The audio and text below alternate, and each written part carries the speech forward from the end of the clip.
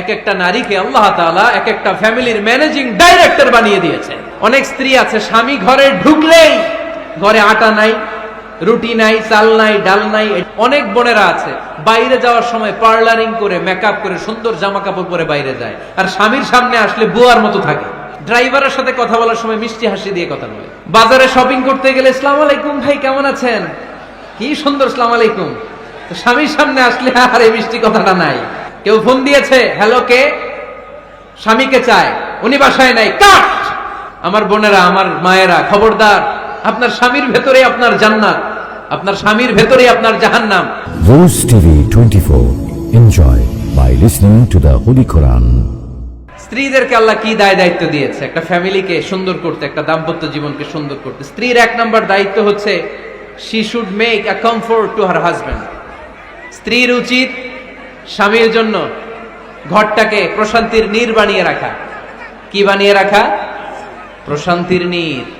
স্ত্রী হওয়া উচিত এমন যাকে দেখলে স্বামীর চোখ জুড়ায়, স্বামীর প্রাণ জুড়িয়ে যায়, স্বামীর হৃদয়টা ঠান্ডা হয়ে যায়, ঠিক কিনা? আর স্ত্রীর দিকে তাকালে যদি মেজাজ গরম হয়ে যায়, মেজাজ খিটখিটে হয়ে যায়, ঝামেলা আছে না নাই? ঝামেলা আছে।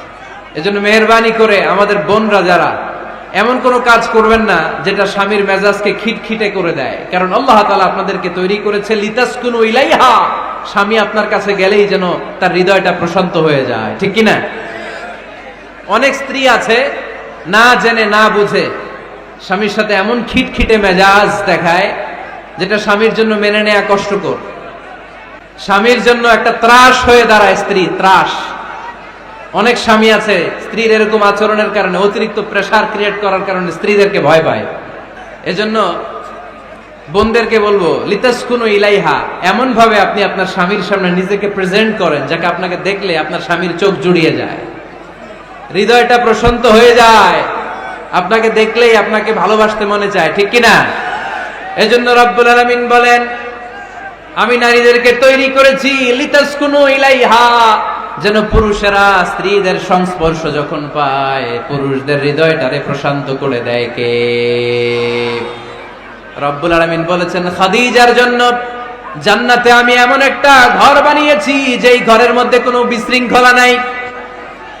খাদিজার জন্য জান্নাতে এমন একটা প্রাসাদ আমি বানিয়েছি যেই প্রাসাদের মধ্যে কোনো আওয়াজ নাই, কোনো কোলাহল নাই, কোনো বিশৃঙ্খলা নাই। কারণ খাদিজা আমার নবীকে এমন একটা ঘর উপহার দিয়েছে যেই ঘরের মধ্যে কোনো বিশৃঙ্খলা ছিল না, আওয়াজও ছিল না। পড়েন সুবহানাল্লাহ।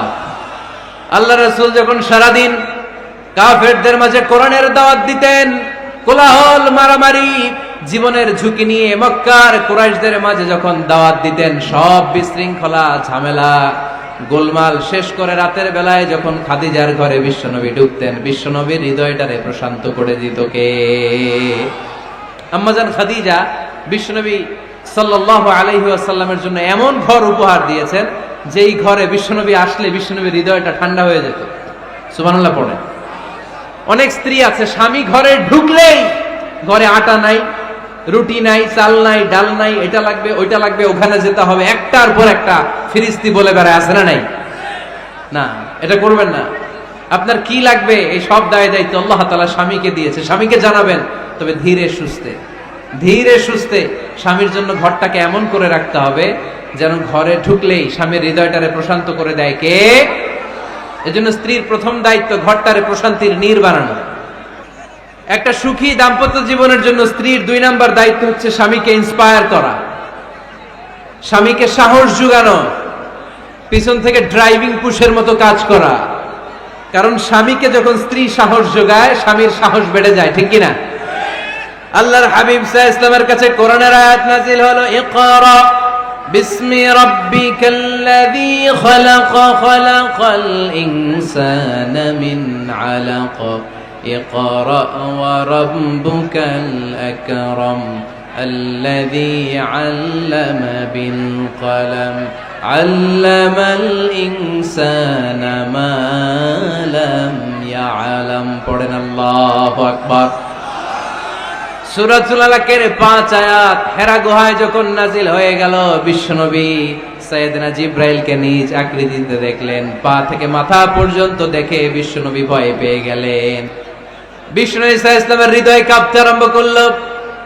কোরআনের 5 আয়াত নিয়ে হেরা গুহা থেকে বিশ্বনবী আম্মাজান খাদিজাতুল কুবরা রাদিয়াল্লাহু তাআলা আনহার কাছে চলে আসলেন। এসে ডেকে বললেন, খাদিজা জাম্মিলুনি জাম্মিলুনি, কম্বল দিয়ে তুমি আমারে চাপা দাও, আমার ভয় লাগছে, মনে হয় আমি বাঁচব না। আম্মাজান খাদিজা বললেন, কি হয়েছে আপনার? বিশ্বনবী বললেন, বিশাল বড় একটা লোক কোরআনের 5 আয়াত নিয়ে এসেছে। ওই লোকের পা হেরা গুহার মধ্যে, মাথাটা আকাশের উপরে, এত বিশাল সত্তা, বিশাল কোন মানুষ জীবনে আমি দেখি নাই। এসে সে পরিচয় দিয়েছে সে নাকি জিব্রাইল ফেরেশতা। বিশ্বনবী বললেন, মনে হয় আমি বাঁচবো না, আমার জ্বর চলে এসেছে, আমার হৃদয়ের মধ্যে কাঁপুনি শুরু হয়েছে, তুমি আমারে কম্বল দিয়ে চাপা দাও। আম্মাজান খাদিজা বললেন, ও নবী, ভয় পাবেন না, আমার আল্লাহ কোনোদিন আপনারে অপমান করবেন না। সুবহানাল্লাহ পড়েন। ওয়াল্লাহি ওয়াল্লাহি লা ইউখজিক আল্লাহু আবাদা। নবী গো, আল্লাহ আপনার অপমান করবেন না, কারণ আপনার মধ্যে এমন এমন ভালো ভালো গুণ আছে, এই গুণাবলীগুলি যে মানুষের মধ্যে থাকে তাকে আমার রব কোনোদিন অপমান করতে পারে না। চিল্লায় বলেন ঠিক কি না? নবী হে, ইন্নাকা লা তাসিলুর রাহিমা, আপনি আত্মীয়তার সম্পর্ক বজায় রাখেন। ও নবী, তাসদুকুল হাদিসা, সব সময় আপনি সত্য কথা বলেন। ওয়া তাহমিলুল কাল্লা, আপনি মানুষের বোঝা টেনে দেন। ওয়া তাকসিবুল মা'দুমা, যার উপার্জন করার কেউ নাই, নিজে গায়ে খেটে আপনি তারে উপার্জন করে দেন। ওয়া তুঈনু আলা নাওয়াইবিল হক, সত্য যেখানে বিপন্ন সেখানে আপনি সাহসী সৈনিকের মতো দাঁড়িয়ে যান। সুবহানাল্লাহ। নবী হে, আপনি ভয় পাবেন না, কারণ আপনি এমন অসাধারণ ব্যক্তিত্ব, এমন জনকল্যাণমূলক কাজের আঞ্জাম আপনি দেন, এরকম লোককে আল্লাহ কখনো অপমান করতে পারে? আপনি চালিয়ে যান, আপনাকে থামানোর মতো অপশক্তি গোটা বিশ্বে দ্বিতীয়টা নাই। চিল্লায় বলেন ঠিক কি না?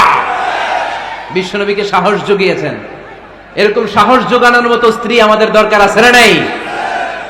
বিশ্বনবী সারাদিন বাইরে যখন কাফের মুশরিকদের অত্যাচার অনাচার সহ্য করে ঘরে আসতেন, আম্মাজান আয়েশা এমন সাহসিকতার বাণী শোনাতেন, এমন মোটিভেশন শোনাতেন, এমন ইন্সপায়ারেশন দিতেন, বিশ্বনবী সারাদিনে সব দুঃখ কষ্ট ভুলে গিয়ে এর পরের দিনের দাওয়াতি কাজের জন্য নতুন করে এনার্জি ফিরে পেতেন। চিল্লায় পড়েন আল্লাহু আকবার। এজন্য স্ত্রীর 2 নাম্বার কাজ হচ্ছে স্বামীকে সাহস যোগানো।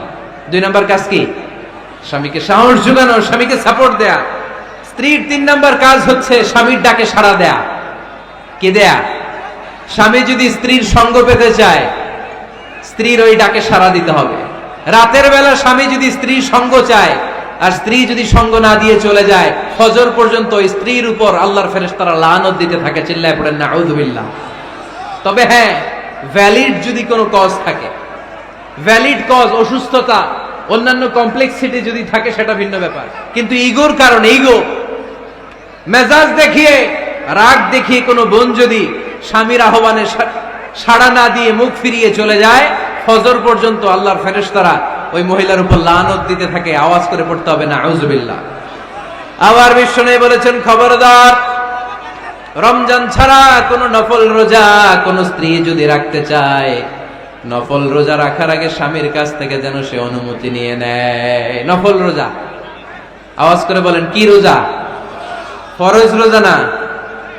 দিনের বেলা যেহেতু রোজা রাখতে হয়, কোন নারী, কোন যুবতী নারী, বয়স্ক নারীদের কথা ভিন্ন, কোন যুবতী নারী যদি নফল রোজা রাখতে চায়, সে তার স্বামীর পারমিশন নেবে। কারণ হয়তো স্বামী দিনের বেলা স্ত্রীর সঙ্গ চেতে পারে, ঠিক কিনা?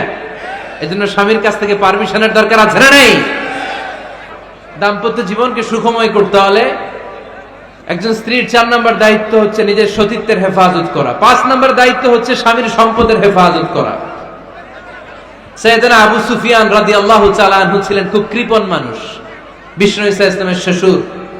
সেই বুখারীতে এসেছে, ওনার স্ত্রী এসে আল্লাহ রাসূল সাল্লাল্লাহু আলাইহি ওয়াসাল্লামের কাছে বলেন, ইয়া রাসূলুল্লাহ, ইন্না আবা সুফিয়ান রাজুলুন শাহী। হে আল্লাহর রাসূল, আবু সুফিয়ান খুব কৃপণ মানুষ, আমার আর আমার সন্তানদের খরচের জন্য যে টাকা পয়সা লাগে আমার স্বামী দেয় না। এখন আমার স্বামীর অনুমতি ছাড়া সিন্ধুক থেকে টাকা নেয় আমার জন্য জায়েজ কিনা? আল্লাহর হাবিব বললেন, হ্যাঁ, স্বামী যদি কৃপণ হয় তাহলে ফ্যামিলির খরচের জন্য যতটুকু দরকার অতটুকু নিতে পারবা, ওইটারে ক্ষমা করে দিবে কে? আমাদের অনেকের মধ্যে অনেক কৃপণ লোক আছে না নাই? এই কৃপণ লোক যদি থাকে, আপনার অনুমতি ছাড়াও ভাবি আপনার পকেট থেকে টাকা নিতে পারবে। কৃপণ যারা, তাদের পারমিশন ছাড়া পকেট থেকে, আলমারি থেকে টাকা নিয়ে যতটুকু দরকার ফ্যামিলির ততটুকু খরচ করা যাবে, অতিরিক্ত খরচ করা যাবে না। 6 নাম্বার দায়িত্ব হচ্ছে ছেলে মেয়েদেরকে দেখাশোনা করা, ছেলে মেয়েদেরকে বুকের দুধ খাওয়ানো। অনেক মা আছে ছেলে মেয়েদেরকে বুকের দুধ খাওয়াতে চায় না, আছে না নাই? হ্যাঁ, ডানু খাওয়ায়, ডানু। আর কি খাওয়ায়? হ্যাঁ, মিল্ক ভিটা, আর নিডো, নেসলে, সেরেলাক, আর হ্যাঁ বায়োমিল্ক। মাশাআল্লাহ, অনেক নাম জানেন তো আপনারা। মেডিকেয়ার। তো এই বুকের দুধ খাওয়াতে চায় না অনেক মায়েরা। আপনার বুকের দুধের মধ্যে বাচ্চাদের জন্য আল্লাহ রাব্বুল আলামিন ন্যাচারাল ভ্যাকসিন দিয়ে দিয়েছেন। চিল্লায় পড়েন সুবহানাল্লাহ। ন্যাচারাল, প্রাকৃতিক টিকা।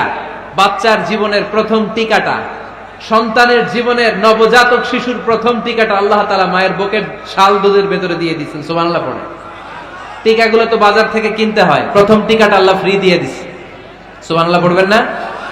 এজন্য রাব্বুল আলামিন বলেন, ওয়াল ওয়ালিদাতু ইউরদি'না আওলাদাহুন্না হাওলাইনি কামিলাইনি লিমান আরাদা আন ইউতিম্মার রাদা'a। দুনিয়ার প্রতিটা মায়ের উচিত টানা 2 বছর তাদের সন্তান সন্ততিদেরকে দুধ খাওয়ানো। কয় বছর? আওয়াজ করে বলতে হবে, কয় বছর? মায়ের বুকের দুধ যে ছেলেগুলো খায় না, এদের ব্রেনের গ্রোথ হয় না। এগুলো হয় বলদা নাম্বার 1। কি হয়? বলদা নাম্বার 1। ফার্মের মুরগির মতো এগুলা। ফার্মের মুরগি দেখছেন? হ্যাঁ, ফার্মের মুরগি দেখবেন যে দোকানে যখন কিনতে যাবেন, এটারে নিয়ে যেখানে ওজন করে ওইখানে বসা রাখলে ওইখানেই বসে থাকে, আধা ঘন্টায় উঠবে না, এটা বসেই থাকে। আর গ্রামের মুরগি দেখছেন, দেশি মুরগি, ধরতে পারবেন এটারে? খবর আছে, ঘাম ছুটায় ছাড়বে। তো মায়ের বুকের দুধ যেগুলা খায় এগুলো দেশি মুরগির মতো, আর এই নিডু খায় যেগুলো, এগুলো 1 নাম্বার বলদা হয়, আর ফার্মের মুরগির মতো হয়। ঠিক কিনা? উদাহরণটা দিলাম এই জন্য, আপনার সন্তানের ভবিষ্যতের কথা বোঝানোর জন্য উদাহরণটা দিয়েছে। বুকের দুধ খাওয়াবেন, এর মধ্যে আল্লাহ তাআলা এমন নিউট্রিশন, পুষ্টি গুণ দিয়ে মায়ের বুকের দুধকে আল্লাহ তাআলা সমৃদ্ধ করেছে। বাচ্চার ব্রেইনের গ্রোথ হয়, বাচ্চার হাড্ডিগুলো খুব শক্ত হয়, সে ইনফিরিয়রিটি কমপ্লেক্সে ভোগে না, হীনমন্যতায় ভোগে না। জীবনের যেখানেই যাবে সেখানেই সে হবে সফল। চিল্লায় বলেন ঠিক কিনা? অনেক মা আছে বুকের দুধ খাওয়াতে চায় না, ডানু খাওয়ায়, নিডু খাওয়ায়, আবার নিজেদের কাজের জন্য ব্যস্ত, ছেলে মেয়েদেরকে সময় দেয় না। আছে না নাই? নারীরা চাকরি করতে পারবে, হেজাব করে নিজেকে পর্দার মধ্যে রেখে শিক্ষকতা করতে পারবে, ডাক্তারি করতে পারবে, সব পেশায় তারা যেতে পারবে, নিজেদেরকে পর্দার মধ্যে রেখে হেজাব পরে সব জায়গায় যেতে পারবে। কিন্তু সন্তানদেরকেও দেখাশোনার দরকার আছে না নাই? অনেক মায়েরা নিজেরা থাকে চাকরিতে, আর ছেলে মেয়েদেরকে দিয়ে রাখে কাজের মেয়ের কাছে। আছে না নাই? মনে রাখবেন, আপনি যদি অফিসে চাকরিতে ব্যস্ত থাকেন আর ছেলে মেয়ে যদি কাজের মেয়ের কাছে মানুষ হয়, তাহলে ছেলে মেয়ে আপনার আচরণ পাবে না, সে কাজের মেয়ের বুয়ার আচরণ পেয়ে পেয়ে বড় হবে। চিল্লায় বলেন ঠিক কিনা? এক একটা নারীকে আল্লাহ তাআলা এক একটা ফ্যামিলির ম্যানেজিং ডাইরেক্টর বানিয়ে দিয়েছে। A woman is an MD of a family.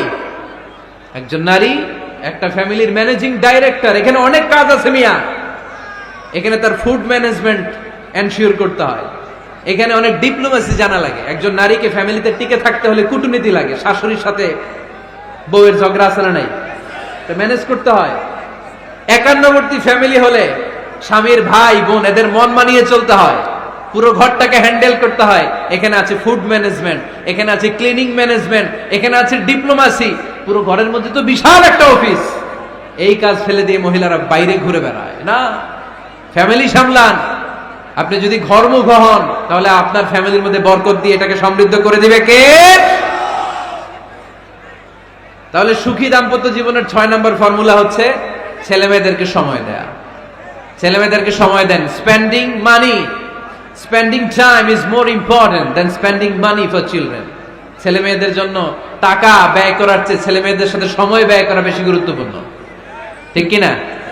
এমন অনেক ফ্যামিলি আছে আমি দেখেছি যে বাবাও চাকরিজীবী, মাও চাকরিজীবী। আছে না নাই?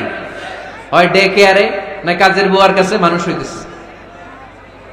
বাবা মারা যখন সকালে অফিসের জন্য বের হয় তখনও ছেলে মেয়ে ঘুমায়, আবার রাতে যখন মিটিং সিটিং সব শেষ করে ঘরে আসে তখনও ছেলে মেয়েগুলা ঘুমায়। শুক্রবার ছাড়া বাবা মার ছেলে মেয়েদের দেখা নাই।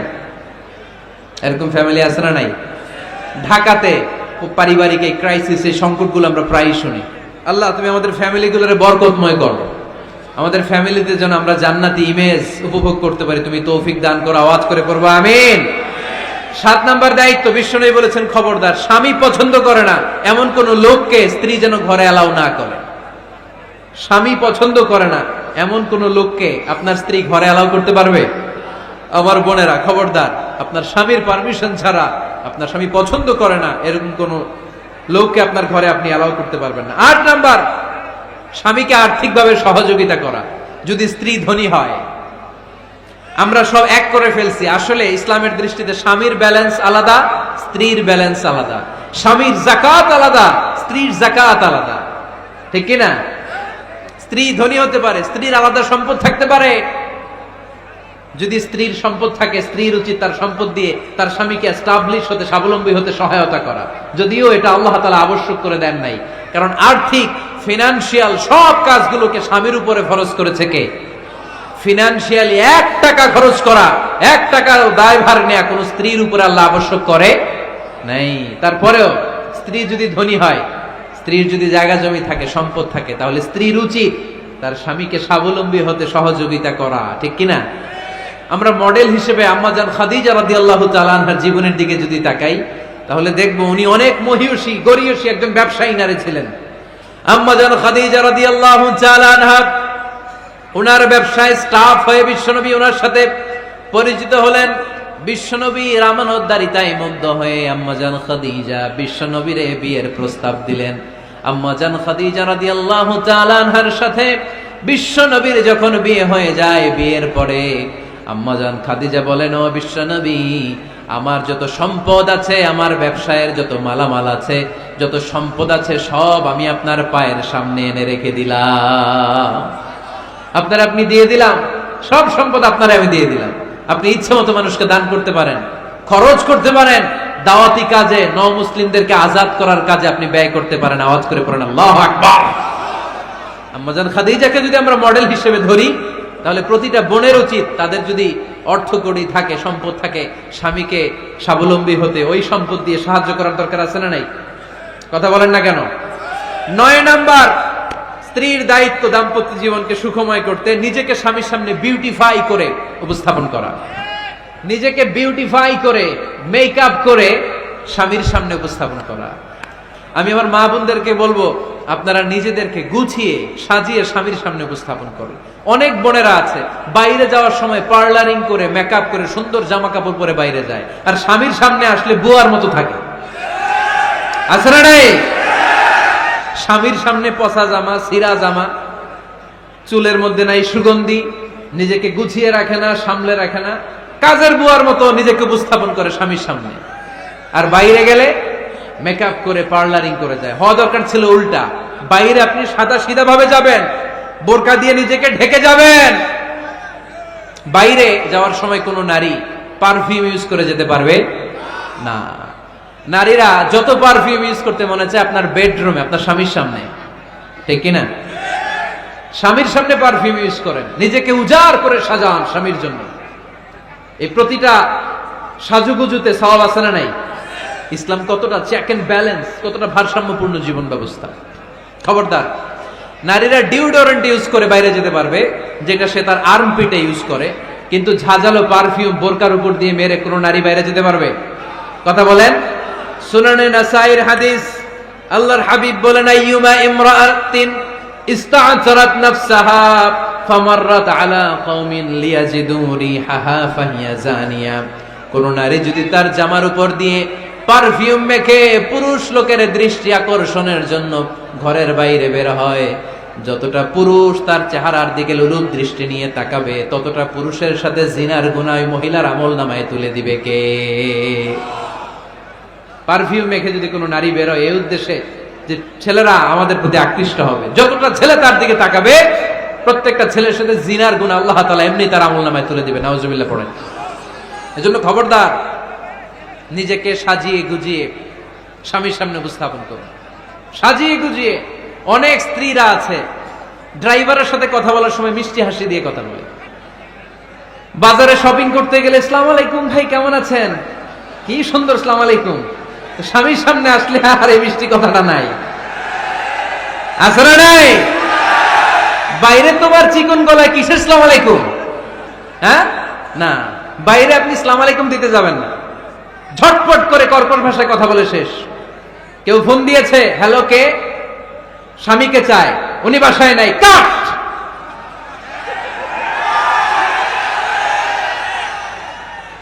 কারে চান? আপনার হাজবেন্ডের, নাই, কাট, শেষ করে দিবেন।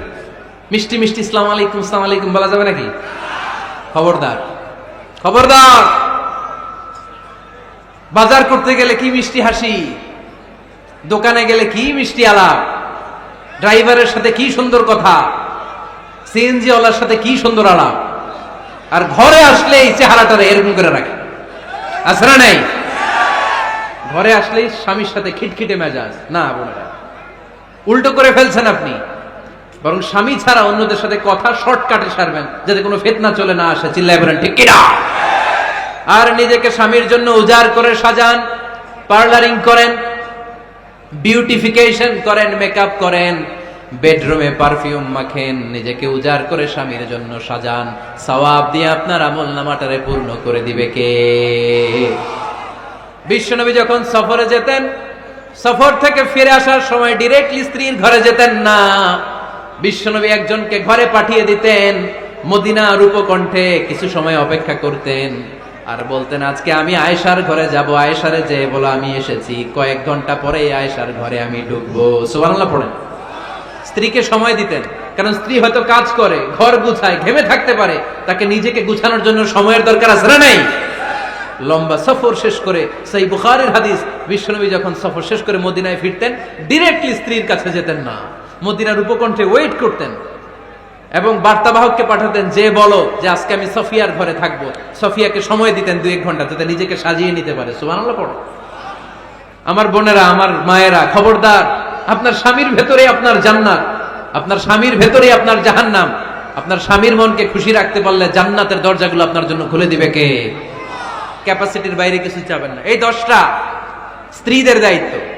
এই 10টা পয়েন্ট যদি কোনো স্ত্রী স্বামীর জন্য এইভাবে স্যাক্রিফাইস করে করে এইভাবে আঞ্জাম দিতে পারে, এই স্ত্রীদের জন্য জান্নাতের দরজাকে খোলা রেখেছে কে? আওয়াজ করে বলতে হবে, খোলা রেখে দিয়েছেন কে?